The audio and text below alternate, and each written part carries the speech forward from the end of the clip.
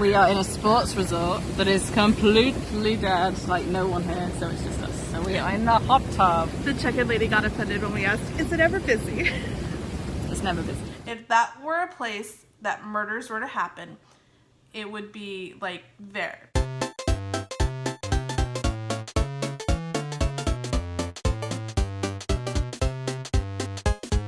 Hi, welcome to another episode of Grub Gab with me, Pixie, where I show you how to make something delicious and then I eat that something delicious while talking about various things. Today I'm going to show you how to make crunchy bread with seasonal fruit spread.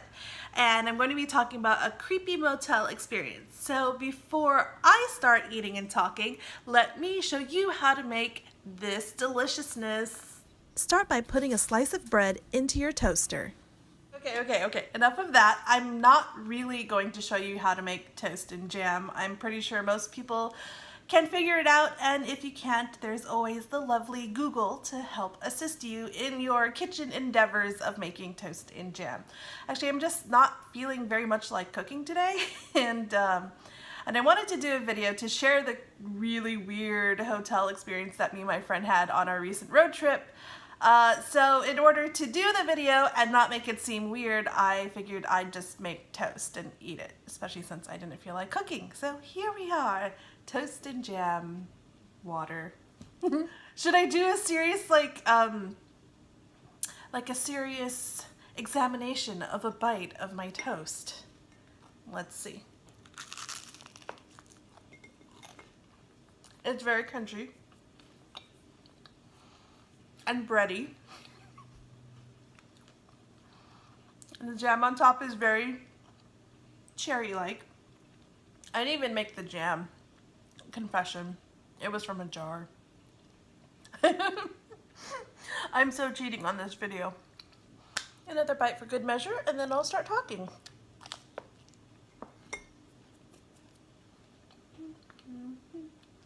So whenever Kate and I go on these road trips and adventures together, there's always like one weird thing that happens on the trip that kind of like stands out. Last year, we encountered a couple that was literally running through a desert. They didn't have water with them. They didn't have like cameras or anything. It was like they were free running to all the sites that they could see within a park. And that was just really bizarre to us because they would run up and like be like, is this Rainbow Bridge? Is this Rainbow Bridge? And we're like, yeah. And they're like, okay. And they would run off, like not even staying to see the site. So that was really bizarre last year. This year we kind of had no weird encounter with people except when we went to stay at a certain hotel that I will not name. Actually, there's two hotel stories. So the first one was a hotel that's really close to Yosemite, and I didn't realize that a serial murderer had lived or stayed there. And so everyone at work, when they heard that I had booked a room at this hotel, they were like, oh my God, what are you doing? Why are you staying there? But that isn't the creepy hotel. But no, this was another hotel. We were on our way back to California from Utah, and we were kind of looking around at hotels to stay at. And normally each night we would book a room or a hotel. It'd be like, you know, $100 or, you know, $150 in that range, which seems pretty normal to us to pay like between $100 and $150 for a hotel room for a night. And when we were looking at this one town to stay in, there were hotel rooms at another place going for like $21 a night, which seemed really sketchy. And this other place offered a hotel room for, I think it was like $52 a night for a standard room, but a deluxe room was like $62 a night. And we were just kind of blown away by how cheap the rates were. So we were kind of suspicious, but we ended up looking up the reviews on multiple different websites, and this place, they were saying it's new, it's clean, very friendly, and we were like, okay, like worst case scenario, you know, it's a dive and we're out of there by the morning, Best case scenario, it's actually a really nice hotel.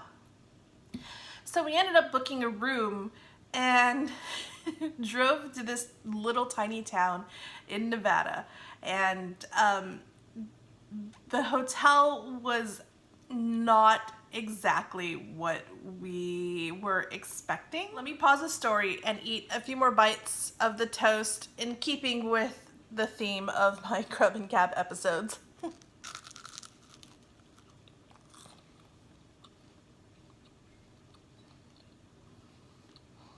I guess it still counts because it is delicious. Plus, it's always fun to watch me make weird expressions as I try to eat and not ruin my lipstick.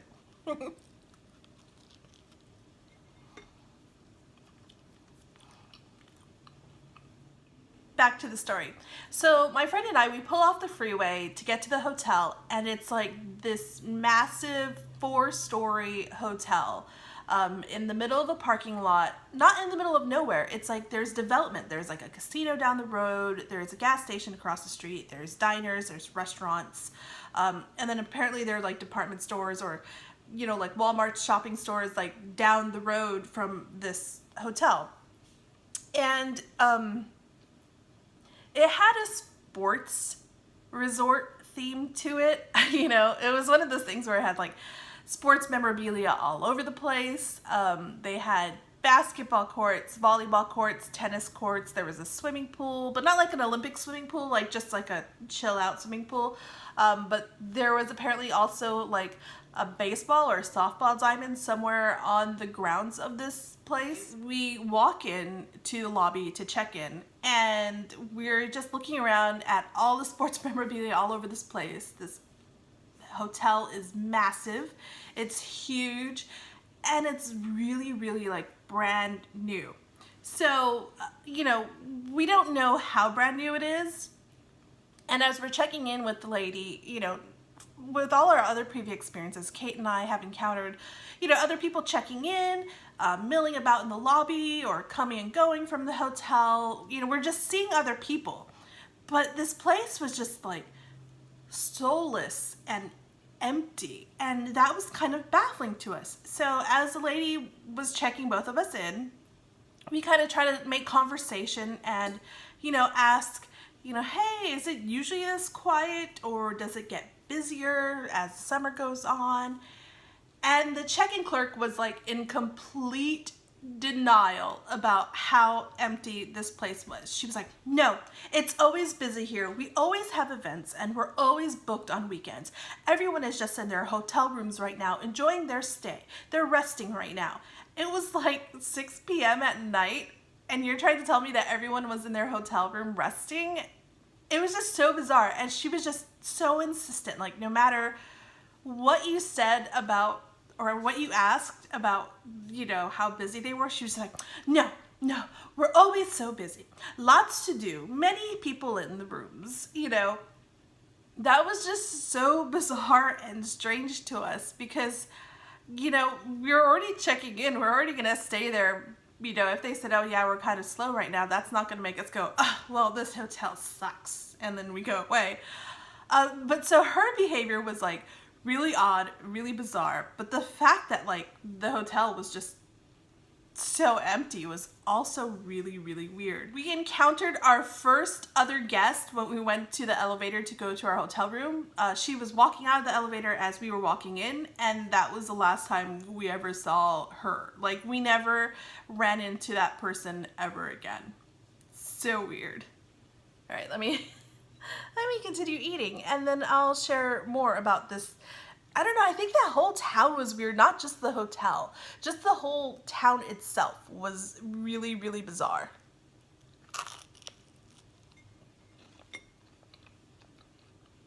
It was so weird because it's busy. There's a lot of traffic. There's a lot of cars. But it's like you don't know where they're going. And it's like, you know, they're off the freeway. They're driving through the streets. So it's just so weird, like, where the heck do they go if it's not to these, like, hotel or the casino? Because before before Kate and I settled for the night, it was suggested that we go to the casino to eat because there's like some restaurants inside. So we went to the casino, and it was also pretty empty as well. Like, we went to this restaurant and they had a buffet. Maybe like 4 other tables had people at it and they weren't eating the buffet, but the buffet was so packed and so full of food. You could have sworn that it was like in the middle of the strip of Vegas, and there was a line to get into the restaurant with how much food they had out on the line. It was just really bizarre. Like, it was like they were anticipating way more people than there actually were. As if like a sudden rush of people would just suddenly come charging into the restaurant and want the buffet.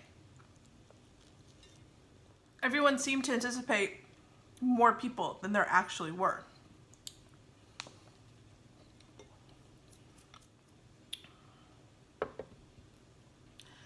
So after we ate, we went back to the hotel and we decided, hey, let's go hang out at the pool and the hot tub, just kind of chill and relax because we're nearing the end of our road trip and let's just have some fun.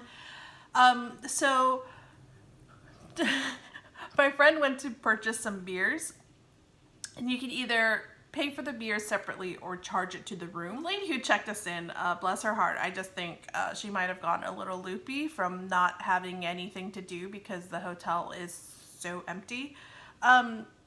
When my friend Kate went to purchase the beers, you know, I said just go ahead and put it on the room, and the lady pretended not to remember what room we were in.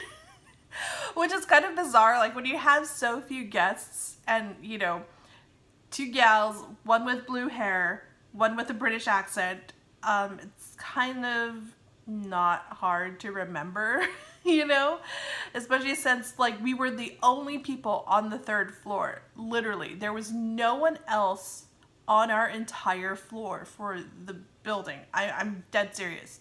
No one else. Didn't hear any life or sound from any other room in our hallway. So we went to hang out at the pool and the hot tub. That's where we encountered, well, we walked past 2 other people, and then when we got back inside we saw 1 more person. And so, you know, it wasn't like the hotel was completely empty, but it wasn't exactly brimming or packed with people as this check-in clerk had insisted. So we went to sleep. It was nice because there was really no one else around, no one making noise. We had come from very busy motels and hotels, and like people are getting up before dawn, slamming doors, kids screaming. So it was really nice to have this hotel that was just, you know, empty. As weird as it was kind of nice. Anyway, so we went to check out the next morning, and thank goodness there was some other lady working, and we decided to ask her, you know, about like the busyness of the hotel just to make conversation. And thank goodness this person was human.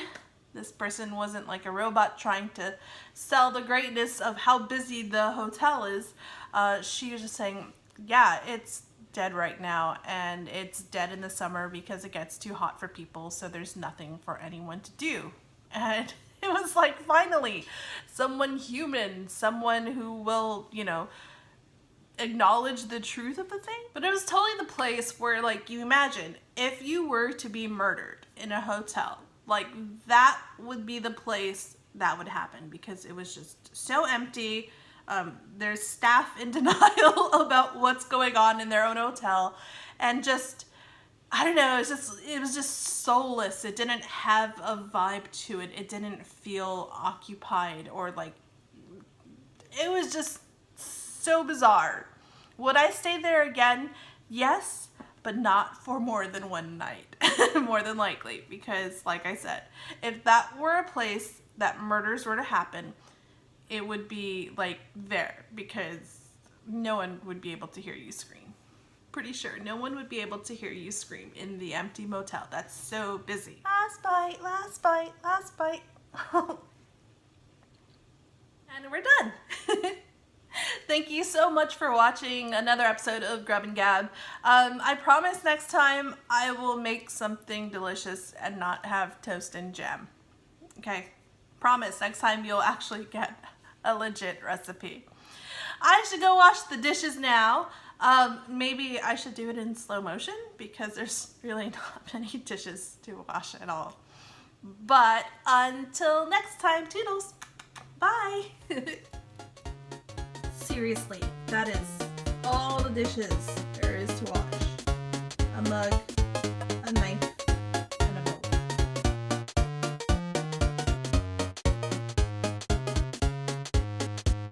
So you were wondering what's on my sweatshirt. It's a daddy bear.